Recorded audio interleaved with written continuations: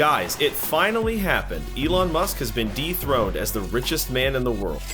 I'm sure you're wondering, how did Elon Musk drop so far? Wasn't he about to send people to Mars where they could drive their self-driving Tesla rovers? Well, then a little thing happened called him buying Twitter. The first half of the year featured his strange back and forth tug of war to see whether or not he would buy Twitter.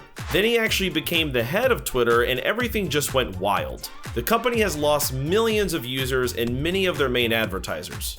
It's only expected to get worse too. It's been projected that as many as 30 million users are expected to leave Twitter over the next 2 years. Meanwhile, things haven't been so hot at his favorite company either, Tesla. The company has lost $705 billion in market capitalization in a tough year made much tougher by the failing public image of their fearless leader. At the beginning of 2022, Elon Musk was sitting atop a huge mountain of wealth over $200 billion.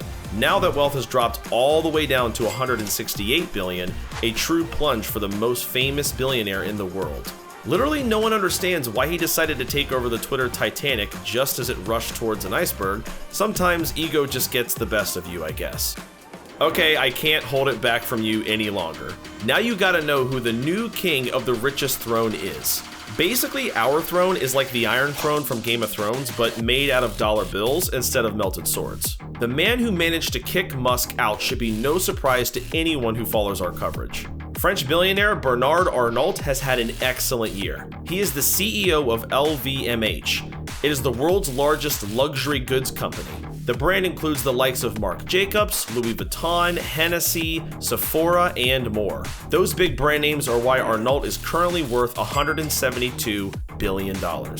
As far as billionaire purchases go, he's got no interest in the own no home philosophy that Elon has adopted for some time now. He likes to go bigger and fancier than pretty much anyone else in the world ever could. Look no further than this man's home. His Saint-Tropez mansion is so expansive and beautiful that it practically looks like a level from the Hitman games. While it has the typical luxury amenities, none of those compare to the private beach right off his own backyard. It's reported to be worth somewhere in the neighborhood of $13 million, which looks like a steal for all that beauty. Though his Parisian home might be even nicer than that. One that features libraries, an expansive Beauty and the Beast worthy ballroom, and even a private lake. It should be pretty nice because it's worth $200 million. We've also got to talk about his super yacht, which is known as one of the top 100 super yachts of all time. The Symphony stretches out over 333 feet. This is the Louis Vuitton of luxury yachts, that's for sure. Like all billionaires of his particular kind of eccentricity and luxury, he keeps his very own private island. The 135-acre Indigo Island in the Bahamas is a true paradise, but keeping it is reported to cost him upwards of $300,000 a week. He's also got an excellent art collection deserving of a richest man in the world. He owns works from the likes of Picasso, Andy Warhol, and Henry Moore. This collection is of unknown value, but it's safe to say that it's in the tens of millions, if not much, much more. Of course, he's also got a $40 million Dassault Falcon 7X private jet. Come on, do you really expect him to schlep around on an American Airlines flight with the rest of us? I've got to say that as far as the richest men in the world go, Elon Musk may have been the fun one, Bezos was the evil genius, Bill Gates was the nerdy philanthropist, and now Arnault is the classy one. Chances are his rise will just continue throughout 2023 and beyond, though the fight is far from over. I don't know about you, but it kind of seems wrong for Elon not to be the richest man in the world. It was such a big part of his personality, you know?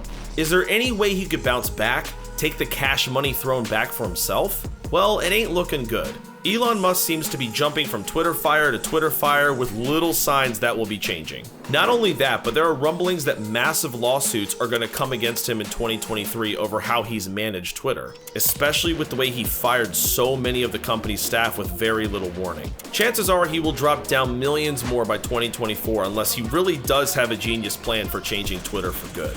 Then we gotta look at the rest of the competition. Behind Musk in third place is the one and only Gautam Adani. We've been covering his success left and right. The Forbes chart projecting his wealth really shows how much of a threat this guy's become.